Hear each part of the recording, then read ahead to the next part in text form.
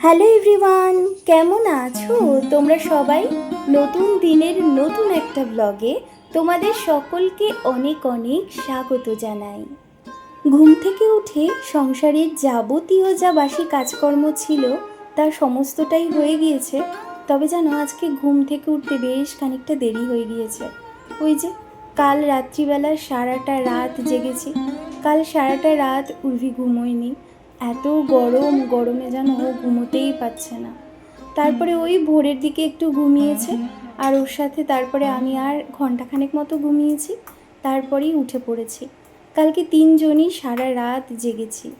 তারপর সকালবেলা হঠাৎ করেই উর্ভির পাপা এমনভাবে ডাক দিল, আমি তো ধরপড় করে বিছানা ছেড়েছি। উঠে দেখি কিছুই হয়নি। উনি লিকুইড দুধ নিয়ে এসেছে, মানে যেই দুধের চা খেতে উনি ভীষণ ভালোবাসে। এনেই বলছে শিগগিরই একটু কড়া করে চা বানাও তো। ওদিকে ভাবো আমার সমস্ত কাজ পড়ে রয়েছে, অথচ উনি বলছে চা বানাতে। তো আমি তখন বললাম যে আমায় কিছুটা টাইম দাও, আমি আগে বাসি কাজকর্মগুলো সেরে নিই, ঘরটা পরে মুছবো ক্ষণে, তার আগে তোমায় চা করে দেবো। সাথে করে আবার ওরিও বিস্কিটও নিয়ে এসেছে। ওই যে জানে বউ দুধ চা দিয়ে আবার এই বিস্কিটটা চুবিয়ে চুবিয়ে খেতে ভীষণ ভালোবাসে। সত্যি গো, আমার না এই বিস্কিটটা দিয়ে দুধ চা দিয়ে খেতে যে কি ভালো লাগে, মানে অমৃত অমৃত। যাই হোক, গরম গরম 2 কাপ চা বানিয়ে নিয়েছি, আর এতটাই কড়া করে বানিয়েছি যাতে ঘুম যতটা বাকি আছে তা যেন এক দৌড় দিয়ে পালিয়ে যায়। কাল রাত্রিবেলায় ওর পাপা বলে দিয়েছিল আজকে ওর সকাল থেকেই ভীষণ কাজের চাপ। ওই ফ্রি হতে হতে সন্ধে তো হবেই, তার আগে ওর নাকি দৌড়ে দৌড়ে কাজ করতে হবে। কিন্তু দেখো, সেই মানুষটারই আজকে অনেকটা দেরি হয়ে গেল। আমিও ভেবেছিলাম আজকে অনেক সকাল সকাল উঠে পড়বো, কিন্তু কি করে বুঝবো বলো যে কালকে রাত্রিবেলা ঘুমটাই হবে না। আমি মানুষটা আগাগোড়াই পরিকল্পনা মাফিক কাজ করতে ভীষণ পছন্দ করি। আমার মনে হয় তাতে কাজগুলো খুব সুন্দরভাবে পরিপাটিভাবে করা যায়, আর কাজগুলো ঠিক সময়ের মধ্যে সুসম্পন্ন হয়। কিন্তু ঘরে একটা বাচ্চা থাকলে এখন আর সেই আগের রুটিনে কোনোভাবেই চলতে পারছি না, যদিও এটা হওয়াটাই স্বাভাবিক।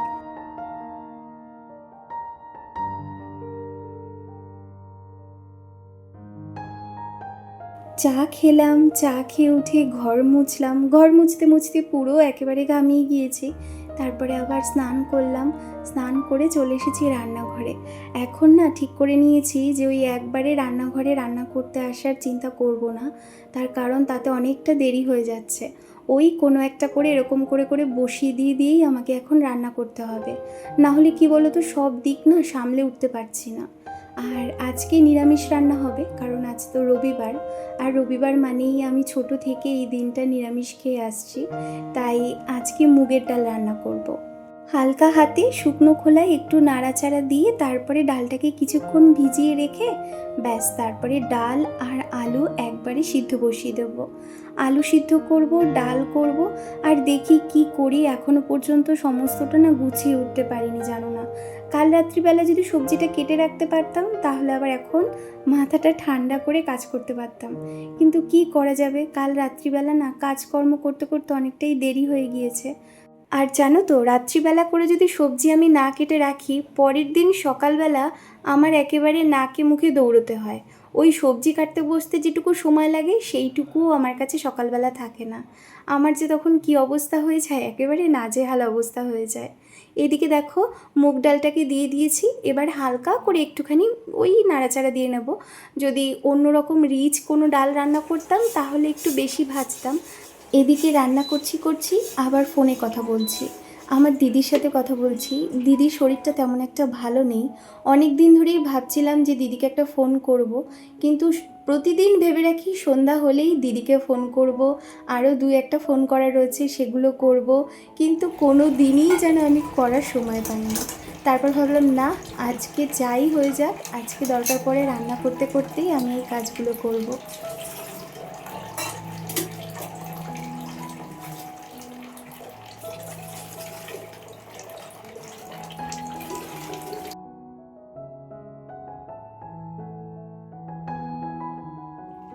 মা ফোন করে বলল স্ত্রীকে যেন আমি ঠান্ডা জল দিয়েই এখন আপাতত স্নান করাই, তার কারণ ওর না প্রচুর পরিমাণে ঘামাচি হয়েছে আর গরমে ওর ভীষণ কষ্ট হচ্ছে। তো মা বলল যে এখন আর রোদে জল রাখতে হবে না, ওই টাইমের যে জলটা আসে সেইটা না কি বলো তো রুম টেম্পারেচারে রাখলে যেরকম হয় সেই রকম, তো বললো ওইটা দিয়েই স্নান করাতে।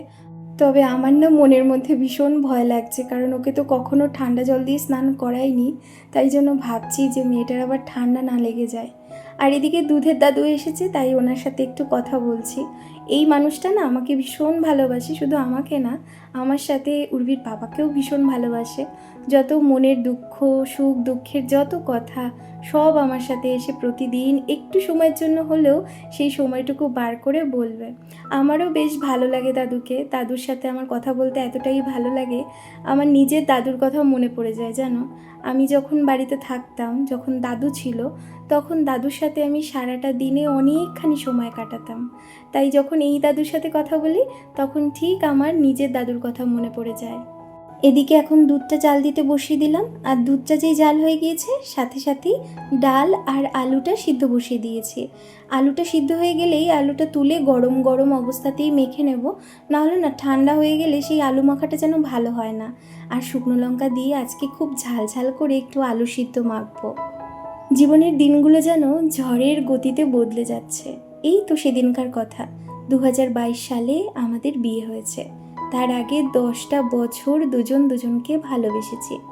10টা বছর ভালোবাসার জীবনে দুজন দুজনকে পাওয়ার জন্য ঠিক কতখানি অপেক্ষা করেছি তা আশা করি বলে বোঝাতে লাগবে না তোমাদের। সত্যিই তো, ভালোবাসার মানুষকে পাওয়া কি মুখের কথা? কথাতেই তো আছে। সত্যিকারই ভালোবাসা পেতে গেলে অনেকখানি কষ্ট করতে হয়। বিয়ের পরও কিন্তু অনেক সংগ্রাম করেছি, সংগ্রাম এখনও করে চলেছি। আর এই সংগ্রামের মাঝেই আমাদের কোল আলো করে আমাদের ঘরে এসেছে আমাদের ছোট্ট মা লক্ষ্মী, যাকে পেয়ে জীবন একেবারেই বদলে গিয়েছে। ঈশ্বরের আশীর্বাদে যা কিছু পেয়েছি তার মধ্যে আফসোস শুধু একটাই জানো, যদি আজ এই দিনগুলো আমার ঠাম্মা আর দাদু দেখে যেতে পারতো, যারা আমার জীবনে অনেকখানি জায়গা জুড়ে ছিল, এখনও রয়েছে, তবে আফসোস হয় যদি থাকতো তাহলে এখন জীবনটা আরও অনেক সুন্দর হতো। যারা আমার উর্বিকে প্রাণ দিয়ে ভালোবাসত, যাদের টানে বাড়ি ফেরার টান আরও বেশি বেড়ে যেত, এখন তো বাড়ি ফিরতে ইচ্ছে করে মা বাবার জন্য, তখন আরও অনেকখানি ভালো লাগতো। যাক, কি আর করা যাবে, মানুষের জীবন তো এমনই হয়, তাই না? হাজারো পাওয়ার মাঝে না পাওয়ার কষ্টটা চিরকাল মানুষকে ঘিরে রেখে দেয়।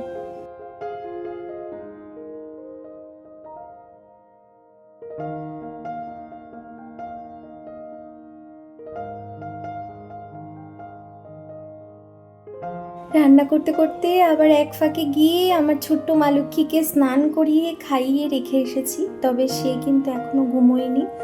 অনেক চেষ্টা করলাম ঘুম পাড়ানোর, কিন্তু কোনোভাবেই ঘুম পাড়াতে পারলাম না। আর বসে থাকলেও চলবে না, কারণ দেরি হয়ে যাবে। এই জন্য আবার চলে এসেছি রান্নাঘরে, যে কাজকর্মগুলো রয়েছে তালে তালে তাল মিলিয়ে সেইগুলোও করে চলেছি। আর তাড়াতাড়ি করে না কটা পটল কেটে নিলাম, কারণ একটু পটল ভাজা করব। এর আগে উচ্ছে আলু ভাজাও হয়ে গিয়েছে, তবে সেটা আর তোমাদের সাথে শেয়ার করিনি। উচ্ছে আলু ভাজা হয়ে গিয়েছে আর এখন পটল ভাজা করছি। এই পটল ভাজাটা না আমার ডালের সাথে খেতে কিন্তু ভীষণ ভালো লাগে, কিন্তু কেন জানি না শ্রীর পাপা একদমই পটল ভাজা পছন্দ করে না। বলে এর মধ্যে এই যে দানাগুলো থাকে মানে বীজ, এই বীজটার জন্য নাকি ওর ভাল লাগে না। যেই সব সমস্ত সবজিতে এরকম বীজ থাকে ও সেগুলো একদম পছন্দ করে না, একমাত্র শুধু শিম ছাড়া। শীতকালের যে শিম, সেই শিমের যে বীজটা সেইটা খেতে দেখি উনি আবার ভীষণ ভালোবাসে। আর জানো, আমার শ্বশুরবাড়িতে তো ওই বীজটা আবার আলাদা করে আনাও হয়। শ্বশুরমশাই যেহেতু সবজির দোকান, তাই জন্য সবজির কোনো অভাব নেই আমার শ্বশুরবাড়িতে। ওই কারণেই যখনই মা বাবা কেউ আসে তখনই কিন্তু প্রচুর সবজি নিয়ে আসে। ওই যে বাড়িতে অঢেল সবজি আছে। আর আমি তো ছোট থেকে সবজি একদমই খেতে চাইতাম না, মা যেটুকু জোর করে করে খাওয়াতো সেটাই, মাছ ডিম আর মাংস, এছাড়া আর আমি সবজি খেতে চাইতাম না। সবজির মধ্যে ওই আলু টমেটো বেগুন ফুলকপি এই দুই একটা ধরা বাঁধা ছিল। তবে বিয়ের পর শ্বশুরবাড়িতে গিয়ে আমি প্রচুর সবজি খাওয়া শিখেছি। এমনই তো হয়, তাই না? বিয়ের পর মেয়েদের জীবন অনেকখানি বদলে যায়। ব্যাস, ওদিকে ওর পাপা ঘুম পাড়িয়ে দিয়েছে, ওদিকে একদিকে কানে হেডফোন দিয়ে কাজ করছে, আবার আরেকদিকে মেয়েকে ঘুমও পাড়িয়ে দিয়েছে। ভীষণ ভালো হলো জানো, ওকে যেহেতু ঘুম পাড়িয়ে দিয়েছে, এখন আমি ওদিকে আবার ঠান্ডা মাথায় বাকি কাজকর্মগুলো সারতে পারবো।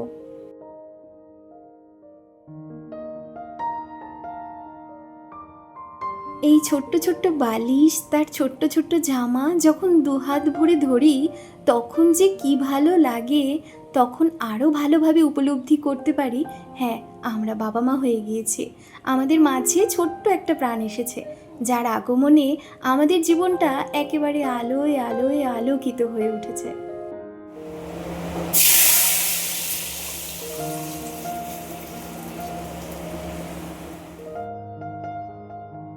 ব্যাস সমস্ত রান্না কমপ্লিট, আর রান্নাঘরে যা বাকি কাজকর্ম ছিল সেগুলো সমস্তটা সেরে ফেলেছি।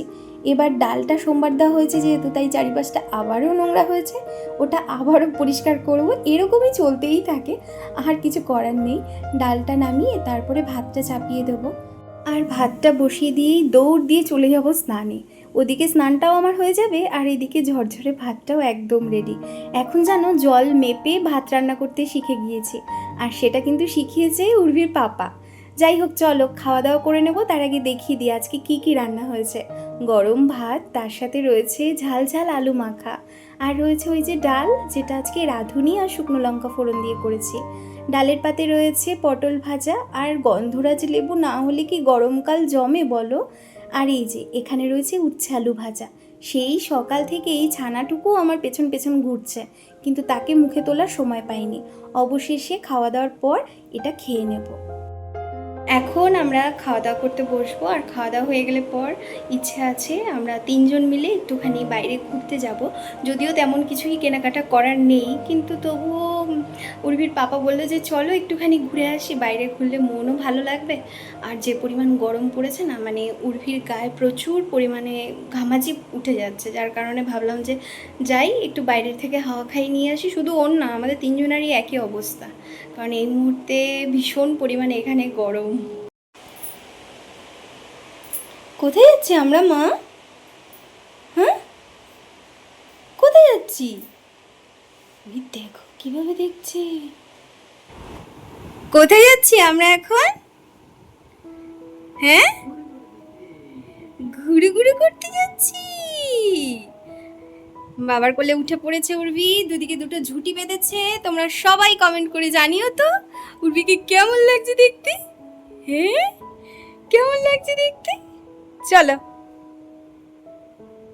সে বেরু বেরু যাওয়ার জন্য ব্যস্ত হয়ে গিয়েছে বলো। হ্যাঁ চলো। হুম, আমরা এক ফ্রেমে চলে এসেছি। চলো মা, আমরা এখন বেরোই। দেখো কেমন ঝুঁকে পড়ে দেখছে, দেখেছো? এদিকে আমরা বেরিয়ে পড়েছি, আর পাকা বুড়ির কাণ্ডটা দেখো কিভাবে পাপাকে ধরে রেখেছে, দেখেছো? এরকম করে জানো, যখনই বাইরে বেরোবে না তখন পাপার কোলে ওঠার জন্য ব্যস্ত হয়ে যাবে। ওর পাপার কোলে করে ওর ঘুরতে ভীষণ ভালো লাগে, আর পাপার কোলে উঠে খুব সুন্দর করে আবার ধরে রাখবে। ও হয়তো ভাবে ও যদি পড়ে যায়। আর সাজার জিনিসের দোকানে এসেছি, তার কারণ এখান থেকে উর্বির জন্য ওই পাউডারের একটা কেস আর পাফ নিলাম, তার কারণ যে পরিমাণ গরম পড়েছে, ওকে এতদিন তো পাউডার ইউজ করিনি, কিন্তু এখন না হলেই নয়। তারপরে ওর পাপা একটু এটিএমে গেল, আর আমি চলে এসেছি একটু সবজি কেনাকাটি করতে। কতদিন হয়েছে এরকমভাবে সবজি কেনাকাটি করি না। তবে চলো আজকের মতো ভিডিওটা এখানেই শেষ করছি। সকলকে বিদায় জানাচ্ছি। সবাই খুব খুব ভালো থেকো, সুস্থ থেকো।